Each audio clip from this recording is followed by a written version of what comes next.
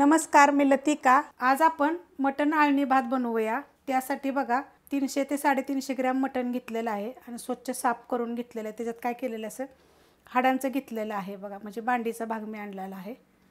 ह्याच्यामध्ये बघा 1 वाटी तांदूळ घेतलेले, ते बारीक एकदम आहे। ह्याच्यामध्ये तुम्ही इंद्रायणी घेऊ शकता, बासमती तुकडा तांदूळ घेऊ शकता, जे तुम्हाला आवडेल ते तुम्ही घेऊ शकता। टोप ठेवलाय बघा गरम करायला। त्याच्यामध्ये मी तूप टाकून घेते। तुपाच्या जागी तुम्ही तेल जरी टाकलं तरी चालेल। ह्या चमच्याच्या मापाने बघा 2 ते 2.5 चमचे मी तूप टाकून घेते। तूप गरम झालेलं आहे बघा। त्याच्यामध्ये छोटा अर्धा चमचा टाकायचा आपल्याला जिरं। गॅस आहे मीडियम। जिरं बघा आपलं चांगलं भाजलं गेलेलं आहे। त्यात टाकणारे 2 तेजपत्ते त्याचे तुकडे करून घेतलेले, 1 दालचिनीचा तुकडा, चक्री फूल अर्ध घेतलेले, 1 मसाला विलायची साधी विलायची घेतलेली, 4 लवंगा आणि 7 मिरी घेतलेली आहेत, ते टाकून घ्यायचे। आपल्या आवडीप्रमाणे तुम्ही गरम मसाला घेऊ शकता। त्यात टाकणारा 1 मीडियम आकाराचा कांदा आणि कांदा पण चांगला भाजून घेऊया। कांदा बघा भाजलेला आहे। आपल्याला एकदम लाल भडक असा करायचा नाहीये, अशा पद्धतीत बघा भाजला पाहिजे।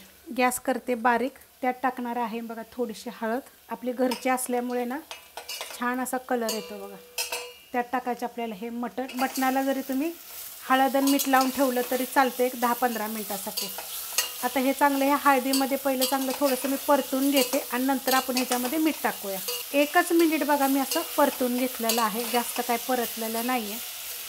त्यात टाकणार आहे आलं लसूण पेस्ट ही अर्धा चमचा आणि ही पण आपण ह्याच्याबरोबर चांगली परतून घेऊया।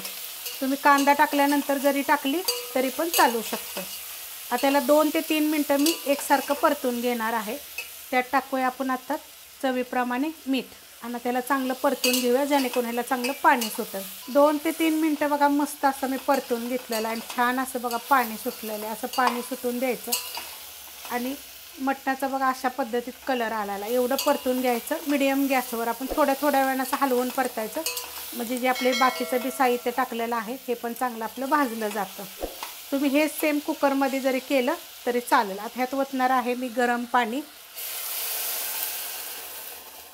जरी ह्याच्यावर ताट ठेवून जरी तुम्ही पाणी ओतून जरी हे मटण जरी शिजवलं तरी चालेल। आता हे काय करणार आहे माहिती आहे का, मी 50% बघा ह्यातलं मटण मी शिजवून घेणार आहे। मटण बघा मी 50% शिजवून घेतलेलं आहे, जास्त नाही शिजवलेलं, कारण की आपल्याला ह्याला भाताभर पण शिजवायचे। 50 ते 60% शिजवायचं। अशा पद्धतीत बघा मीडियम गॅसवर मी शिजवलेलं आहे। गॅस करणार आहे आता बारीक।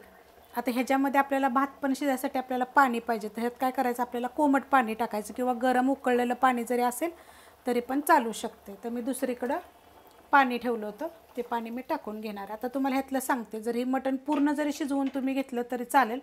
जर तुम्हाला पाहिजे असलं तर तुम्ही ह्यातलं मटण काढून घेऊ शकता, फक्त जरी त्याचा रस्सा जरी ठेवला, म्हणजे जरी पाणी जरी ठेवलं तरी पण चालू शकते। तर जसं तांदूळ असतील ना त्याप्रमाणे तुम्ही ह्याच्यामध्ये पाणी टाकायचं। तर हे मी बघा तांदूळ स्वच्छ धुवून घेतलेले आहेत आणि हे आता आपण टाकून घेऊया। मस्त बघा अशी उकळी फुटलेली आहे, कारण की मी ह्याच्यामध्ये गरम पाणी टाकलं होतं। हे तांदूळ टाकून घेते मी सगळे। तांदूळ मी टाकून घेतलेले आहेत। आता तुम्ही विचाराल ह्यात पाणी किती टाकलेलं आहे, तर आपली 1 वाटी तांदूळ होते ना, तर मी ह्याच्यामध्ये 2.5 वाटी पाणी टाकलं होतं। म्हणजे पहिलं जे टाकलं होतं ते 1.5 वाटी पाणी टाकलं होतं शिजायसाठी। तर शिजून पण पाणी आपलं कमी होतं ना। तर गॅस केलेला आहे मी बारीक, आणि बारीक गॅसवर आता आपल्याला चांगला भात शिजवून घ्यायचं। पण हे लक्षात ठेवायचं, जर पाणी जर लागलंच तुम्हाला अजून तर थोडंसं मग कोमट पाणी ह्याच्यामध्ये टाकलं तरी चालेल। आणि आपण पहिलं शिजवताना मीठ टाकलेलं आहे, टेस्ट करून परत तुम्ही थोडंसं आता मीठ टाकलं तरी चालेल, पण आत्ताच टाकायचं जसं उकळलं आहे ना तसं। आणि आता मस्तपैकी आपण शिजवून देऊया। तर ह्याच्यावर असं अर्धं झाकण जरी ठेवलं तरी चालेल, बारीक गॅसवर छान असं शिजतो। बारीक गॅसवर बघा भात ठेवला होता, मस्त असा बघा शिजलेला, एकदम मऊसूद असा झालेला आहे।